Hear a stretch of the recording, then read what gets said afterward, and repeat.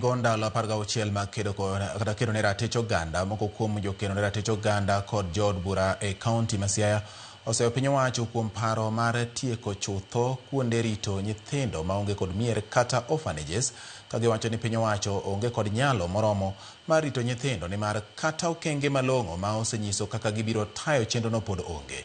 Kotelni kod Elizabeth Ngoru mar Horizon Empower Baba Nyumbani ginyiso luoro margi ni nyithindo mang'ao e kuonde rito nyithindogo nyalo yudore kamarach, ka koro gikwayo piny owacho mondo okuong oket okenge mong'ith manyalo miyo gi geno ni chenrono ibiro tim e yo makare motelo ne kete tim.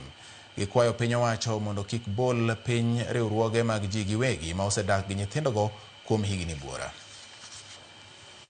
After we close the children's home, where do they go? The government has not put in enough structure to accommodate those children.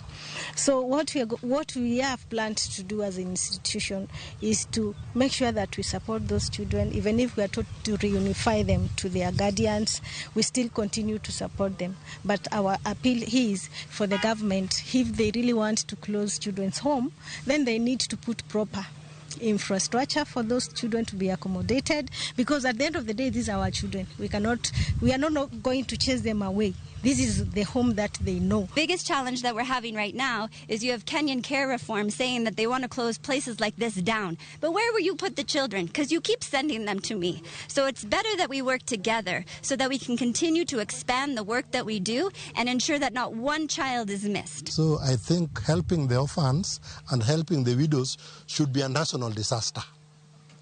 We should think of that and even put a budget nationally and even in the county, a budget that will cater for orphans and widows.